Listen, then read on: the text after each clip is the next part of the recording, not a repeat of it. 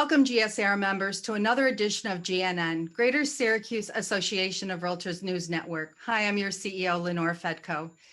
Today's edition, we'll be interviewing two charities, On Point for College, Sam Rouser, Executive Director, and from the OCC Fundraising Board, Amy Kremenek, who is going to tell you a little bit about the Realtor Care Hub at OCC. Hi, Sam and Amy, how are you? Hi, Lynnore. Thanks for having Hi, me. Lynnore. How you doing? Thanks for joining me and living through the technical difficulties that we go through today. Sorry about that. But first, I'd like to ask Sam, could you tell our members a little bit about On Point for College? Sure, Lynnore. Thank you for allowing us to come on and share a little bit about On Point for College.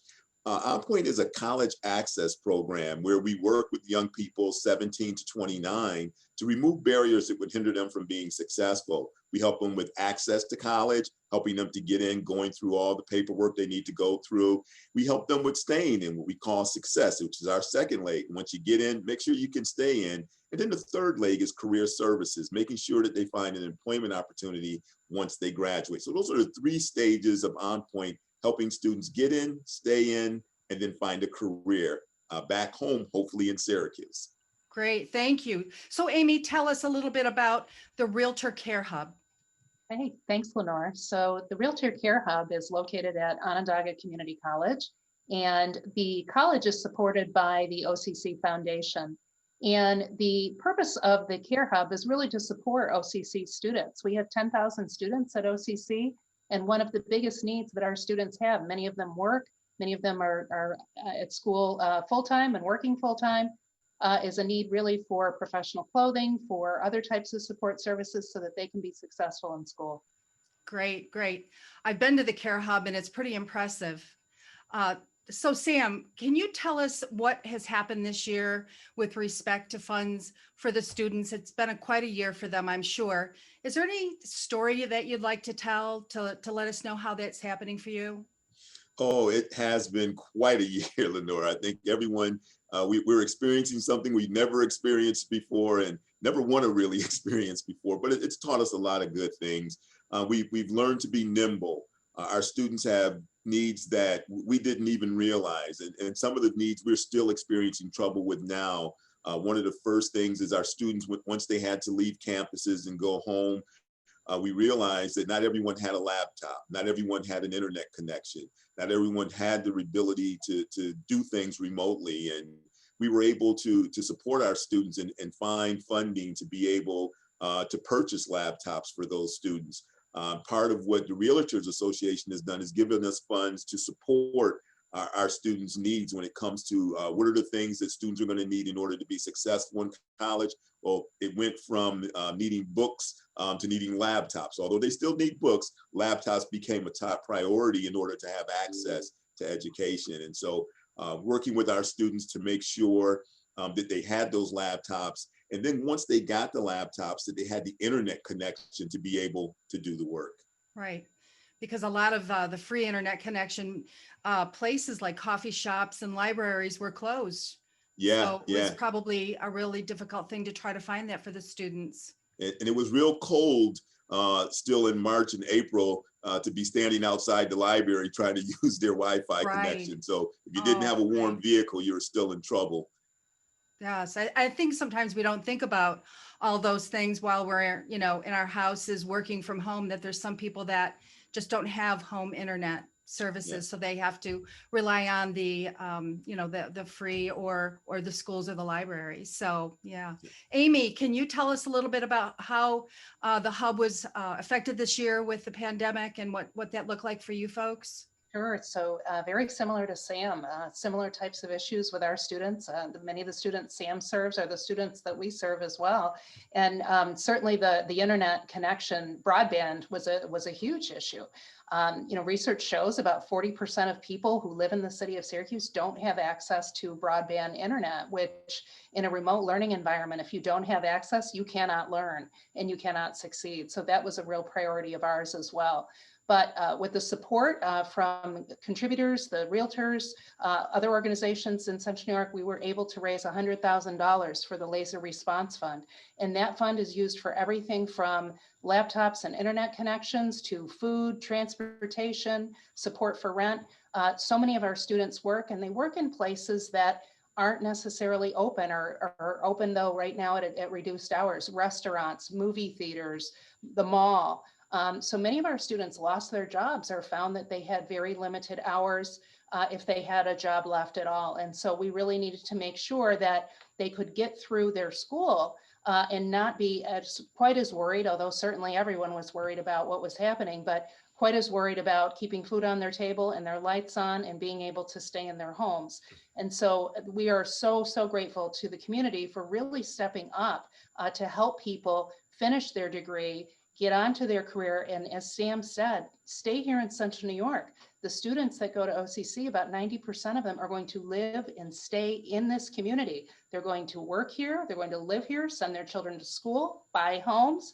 All of that is happening right here in Central New York with graduates of OCC. So we feel it's really important for all of us to be behind that.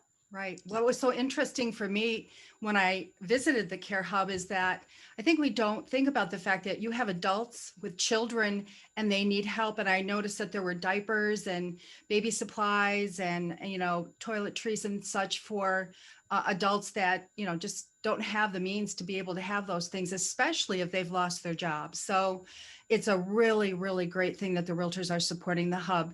Do either one of you have any kind of success story that you wanted to share with the listeners? Anything specific that might come to your mind, of anyone special? You first, Amy. Thanks, Sam. So just a couple of things I can share. We had a student very early in the pandemic who was exactly the kind of person, Lynnore, like you were speaking of, is a student who also had dependent kids, small kids, as well as a student, two students who were in elementary school. And her children were suddenly learning from home. They were all sharing a laptop. So 2 kids in school, 1 student in college, everyone's trying to share the same laptop. And it just wasn't working. And, when we were able to go out to our students, which occurred very shortly after the pandemic started, to say, hey, if you need help, we can provide you with a laptop. We can provide you with broadband. We got back from her the most amazing letter that, how grateful she was that not only now could she continue her classwork and be successful at college and do all the things that she's trying to do for her children and for her future, but her kids could also be more successful in that they had better access to technology and they had something that didn't have to be shared quite so much. And so that really was a success and made us all feel really good about the real people who are being touched by this work. So, Right. Good story. Sam, you have anything? Well, I'd like to share a story, and I know a lot of what we focused on lately has been the pandemic and its impact. No question has changed many of the things that we've done. But I'd like to share just a really quick story about a student's situation, and these are the kind of students that we're working with. And Amy described a student in a situation that's very similar to that. Where we had a young man who had recently graduated from high school, and he'd actually gotten a couple scholarships, gotten a couple checks, and he needed that money to help pay for his schooling and his personal needs. And he'd gone to the bank to cash those checks, and I think one was for about $1,500, and the other was like $175. And he got to the bank, and they said, he only had his high school ID. He said, well, we can't cash it with that, but if you get your birth certificate, we can cash the check. So the gentleman, called his mom up. Hey, Mom, I need my birth certificate. She said, okay, let's meet me downtown, at the county building. We'll get your birth certificate. And they get down there and the county says, sure, we got it. Cost you $30. And I was, well, I don't have $30. Is there anything else I can do? And they just basically said she didn't meet any criteria to get it. So they came to On Point. They said, we have money, but we can't access it. And no one in the family has the $30. So if On Point can give us the $30, we can have the money we need to be successful. And of course, because of the support we get from organizations The realtors, we were able to give the student the $30 and they were able to cash that check. And that's what it takes sometimes. Like many times people think I have to send hundreds and thousands. And sometimes it's that $30 that's going to make a difference in a whole family's life. And that's what we're looking for, that kind of support to help those students. And when they get in a pandemic, then those problems are even magnified more. And we need even more support to help them rise above and get through the terrible challenges we're facing now. Right. That last minute money, right? Yes. That they didn't know they needed, and you were there for them. So thank you for all you do for our community. I know that you both work very hard, and I think it's great. Everything that you do, I'm very close to both organizations, and we've been working with you folks for a while. And there's probably a lot of members that don't know what either charity does, and their dollars are so necessary. And so we're going to kick off our Wacky Tacky Sweater Party. We had it last year, and it was a lot of fun. And we raised a little over $5,000 in one evening, and we had some great prizes and such fun together.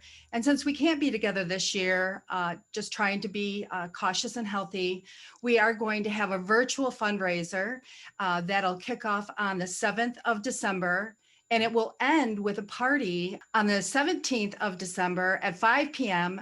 And we will have comedian Gomez from TK99 as our entertainment. And we'll have a lot of prizes and giveaway. And hopefully the wackiest sweater will be in the screen and be able to be shown. And I have my sweater on, but it's not all that wacky. So I just thought I'd kick it off for the season. And I think it'll be a lot of fun. So thank you so much for joining me on the show. And GSAR members, be on the lookout for an email that will ask you to pledge. And you did such a wonderful job for the Path auction. We raised over $8,000 and not a single person had to come in harm's way. So please, if you could look in to your hearts and give to this last fundraiser of the year that we will have, much appreciated, with a lot of fun at the end. So until next time, GSAR members, thank you so much for tuning in to GNN.